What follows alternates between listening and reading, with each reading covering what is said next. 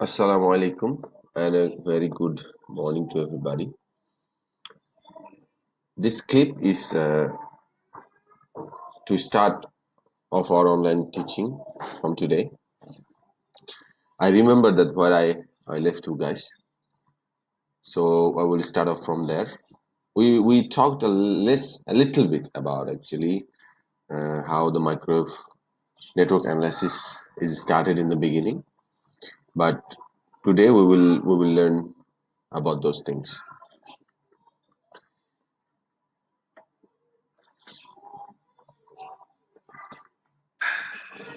Okay. Basically, there are several ways to characterize any microwave network. Uh, there are four basically. There are several, but uh, there are many actually. But in theoretical ways, we consider there are four. So the first one is impedance parameters, which we call Z parameter actually, and we define with a Z matrix. And similarly, from Z, it comes with admittance parameter, which is Y parameter, which is exactly opposite of Z. Z means impedance and Y means admittance. Both of them are actually includes this impedance and admittance. Both includes voltage and current.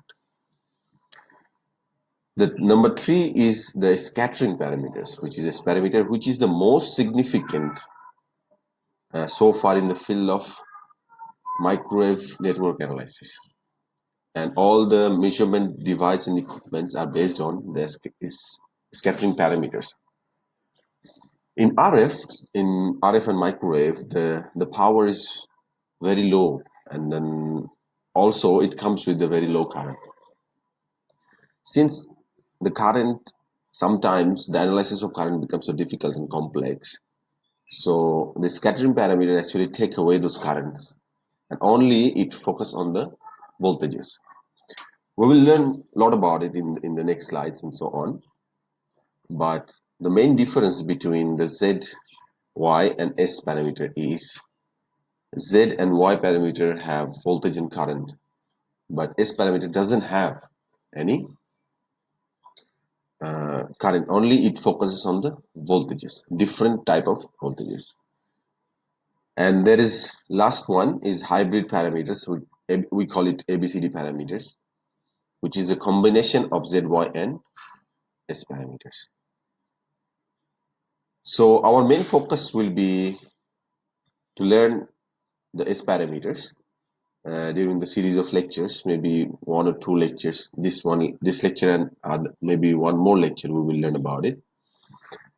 So let's go to the topic now. Okay, consider this one is input device. Input device means that this is a device which have a multiple input and output ports. This is a port 1, port 2, port 3, and port 4, and so on and so forth until it's port n. It can be any number. It can be 5, 6, 7, 8, 2, 1 even. If there is 1, then there is no ports available here. Each port has some characteristics, such as this V plus. Let's say in port 1, we have a voltage, which is incident voltage, or we can call it applied voltage also, which usually we denote with V plus. And then voltage with the current, obviously, we call it VI plus. So anything which is incident, or we call it applied, is we consider plus. Throughout the whole lecture and throughout the whole course, we learn about these things like this. That anything incident will be V plus. And similarly, if there is something wrong with this network, because no network is perfect, there's supposed to be some reflections. So due to the mismatch or any other things, there are so many other parameters can happen. One of them is mismatch. Whole voltage will not go through this network to other ports. Some portion it will reflect back, which is, we call it reflected voltage. Okay. So anything called reflected voltage due to the negative direction, due to the opposite direction of the positive one, we consider inherently this is the negative notation. So the current is negative current and voltage is we call minus V1. So this is the significant difference between V1 and V1 plus and V1 minus, and also in terms of current. But remember this one, in terms of current, this is supposed to be minus 1. In all the ports, it will apply the same. So, but the total voltage, effective voltage, we will find out is actually, if it's V for V1 is equal to Vn is equal to 1, that becomes V1. V1 plus V1 minus. And for Vn is n, and so on and so forth. It can be 2, 3, 4, anything. So that's how basically these notations are done. Now, there is one more thing that we need to realize, that each port can have different characteristic impedance or can have same impedance. Basically, when we design a network, when you design a device with multiple port, we need to make sure that it can be connected with other devices, which is basically 50 ohm. So usually we consider these all ports, they are 50 ohm, they have 50 ohm characteristics impedance. Now look at these devices. I just told you that how these ports can be realized. This is port 1 and this is port 2, so it makes it 2-port device. Let's say there is no port, there is no other ports, so it's incoming and outgoing, or maybe like this. Consider this one port 2, so port 1 and port 2, there is no other ports. Similarly, this is the filter. Similarly, this one, I think it's a power divider or a directional coupler maybe. So this have a 3-port. So this is port 1, this is port 2, and port 3, or so on and so forth. So it have 3 ports. So 1, 2, 3, or 1, 2, 3. So these other ports are not there. Similarly, this, you can see this device which have a number of 8 ports. 1, 2, 3, 4, 5, 6, 7, 8. It's more than what we have in the picture. So it can be, any port can be an input, and other port can be an output. Similarly, if port 3 can be an input and other ports can be output, and so on and so forth. We move on to now to the definition of the how we gonna represent our different network analysis parameters. First, we start with Z and Y parameters.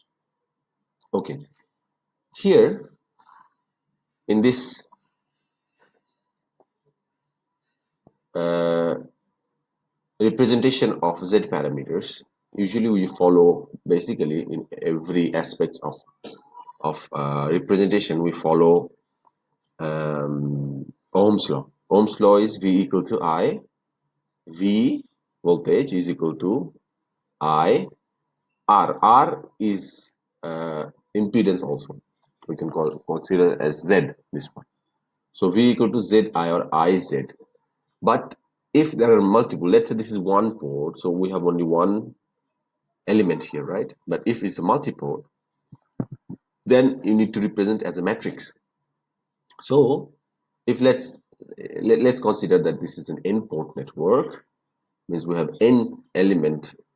So each will have different elements. So V1, V2, and V3, and so on. And we have different currents until Vn. So we have n different currents. Due to this, we will have a matrix here which is Z1, Z2 and so on and so forth. Similarly, we'll have Y also, which is admittance matrix, which is reverse of the impedance matrix. Where we find out voltage, here we will find out current with Y and V. So this is the current and this is Y. We have mostly similar, mostly same, and this one. But the relation between Y and Z is Z equal to 1 by Y. Now we consider two-port network. Make it simple. It looks like a little bit, difficult to understand. Now we bring it down to only two ports. This is the port 1 and this is the port 2, where we have one current and one voltage, and one current and one voltage for the port 2. So port 1 we have this and port 2 we have this. Now if we reflect back to this end port, so we have only until V1 and V2, so this much only and this much. So if we reflect back here, that same thing, so we have V1, V2 and this. So from here, if we try to solve it for V1, then we consider this one. So this multiply with this and this multiply with this, and with V1 is equal to, we get this one. Similarly, for impedance, like the impedance matrix, admittance matrix is the same, but I have described earlier that I you will find out like this. It's not so difficult actually. So, but how are we going to find out these values is we need to see in the next slide. So if let's see, if we consider this one as equation 1, we want to find out what is our parameters Z11, Z12, Z21 and Z22 and so on and so forth is supposed to be like this. If we need to find Z11, then this one we need to consider that there is no current flowing. There is no current flowing. I2 is equal to 0 means if we go back here, then this is open. So there is nothing here. Only and only on that condition we can find out what is our Z11. Z11 is basically that when we look here, how much is the impedance we see here by looking at this port. So if this is I2 is equal to 0, so this one goes 0. So we have V1 is equal to Z11 multiplied by I1, and then we equate for Z11, we get these values. Similarly, if I1 is equal to 0, then this whole term goes 0, right? And then we got Z12 if I1 is equal to 0. So in the similar fashion, in the similar fashion,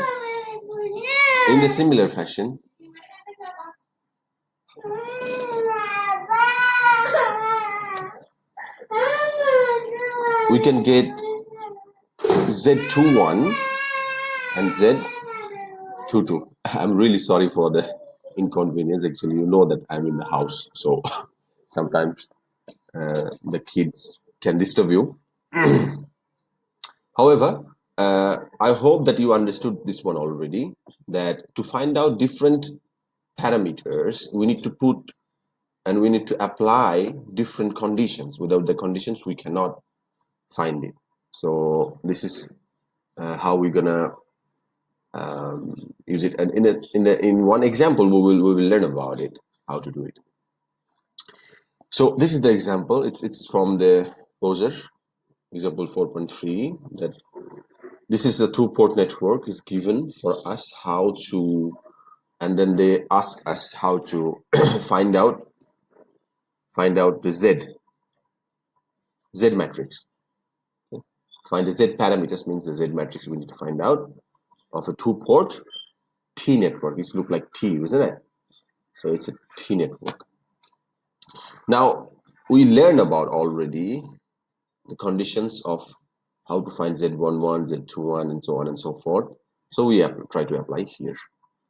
Okay, to find Z11, we need to say that Z1, I12 need to be 0. Okay, when I2 is 0, it means there is no current, right? How can this happen? Only time this can happen is when this port is open. If it's short, then the whole current will pass through, right? But only way to prevent no current flow is to open this port. So I2 is open. We consider if I2 is 0, then the port 2 is considered open. If this port is considered open, so supposed to be there is no current flow here, right? So nothing will come here because current will only go towards to the closed path, isn't it?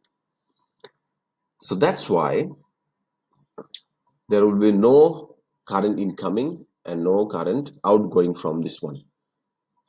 By that manner, we have this loop only to work on with. So we know that V1 divided by I1 is equal to the total resistance or impedance of this network, isn't it?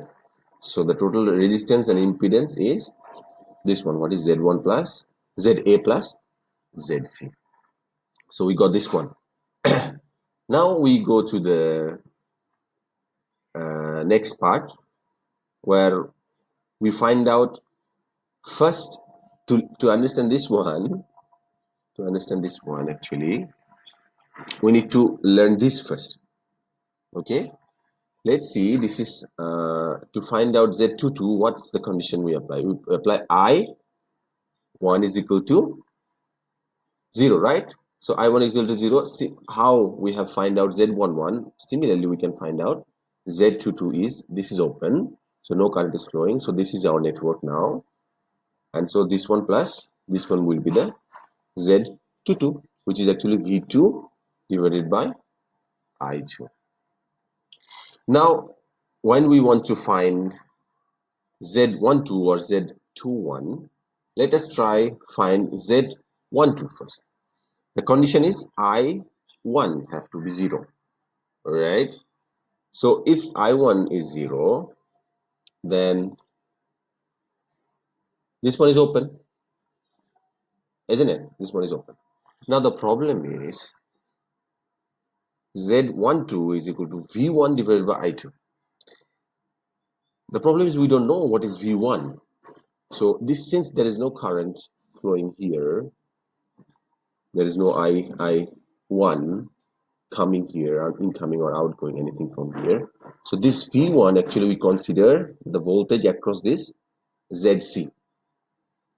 So to find out the ZC, so the V1 is equal to actually the voltage divider rule of ZC of voltage of V2. So we get ZC is divided by ZC plus ZB multiplied by V2. So this is what we can replace with. So V1 is replaced by V2 and this much. Now from here that we learned already that V2 divided by I2 is equal to ZB plus ZC. So we replace this one by this one. So it becomes ZB plus ZC multiplied by ZC divided by ZB plus ZC. So this and this goes away and we get ZC. So it seems a little bit complex, but it is not actually. If you maybe you forgot about the um, reciprocal network analysis or circuit 101, how you can use the voltage divider and so on and so forth. But well, practice will make you easier uh, to recognize back what you have learned. Uh, So we get what? For Z12, we get ZC. Similarly, if we want to find Z12, we need to consider this is open and like this. If you try to do it similarly here, you will get the same ZC. But also it says that this is like a reciprocal network or something. These reciprocity things we will learn in the next slides. But for you, I would like you to understand the way I told you and try to find out Z12 by yourself, and you will see that you will get ZC. So we got our all the values. So Z11 is equal to ZA plus ZC. Z12 and Z21 is equal to ZC.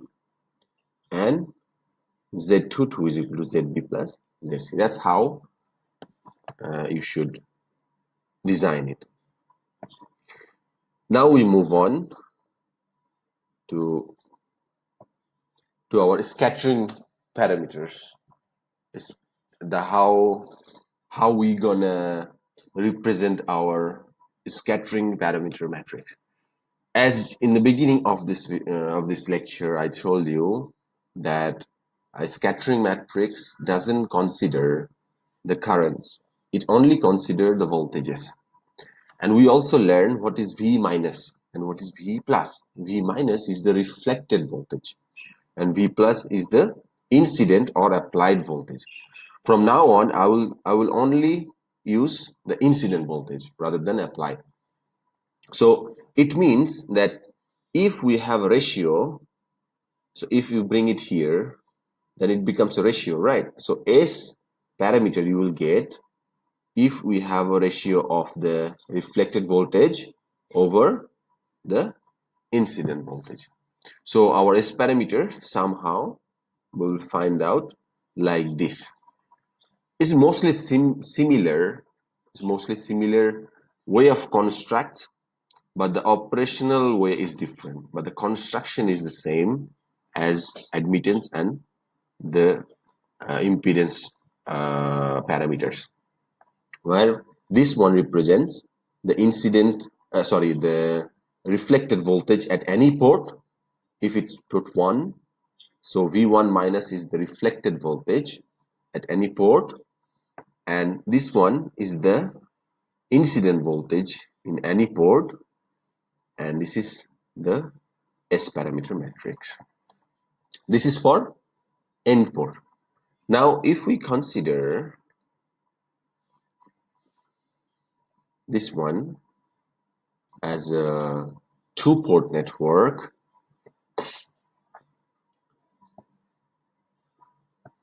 in this two-port network, let's see, this one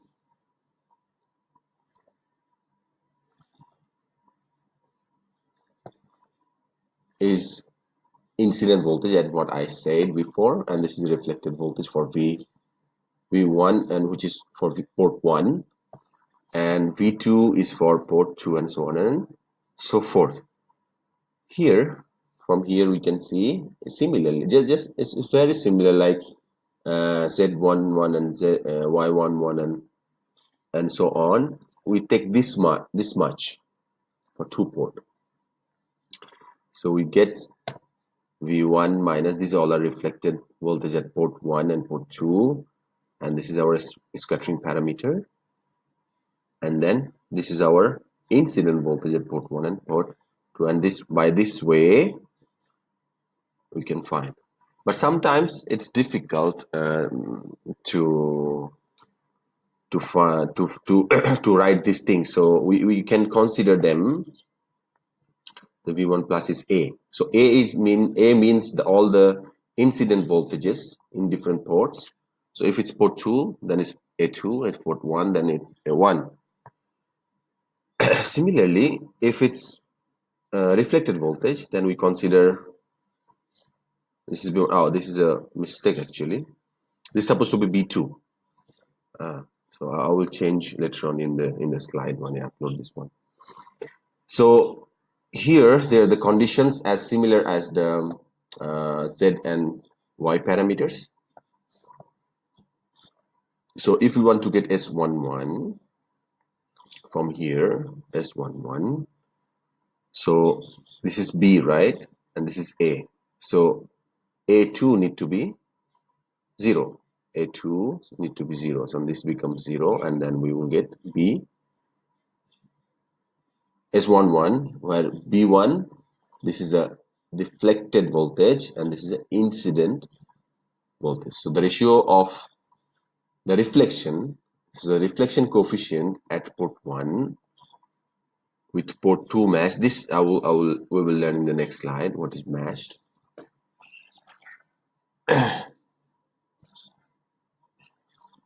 So the ratio of the reflected voltage and the incident voltage will give us the reflection coefficient at port 1. And the reflected voltage at port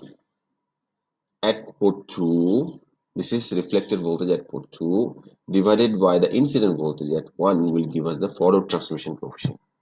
This is what we call it, transmission coefficient. And similarly this one, the reverse transmission coefficient, where we find out the incident voltage at 2, ratio between the incident voltage at 2 and the reflected voltage at port 1. And S22 is similar like S11, which is deal with reflected voltage at port 2 and the incident voltage at port 1. So this whole thing can be written like this. It's the ease of the way of writing. That's all.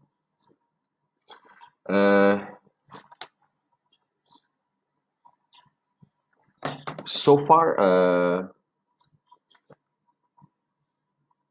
this much. Okay. Here, simple indication that that I told you that how we call it meshed or something. That if we want to deal with port 1, let's say these two are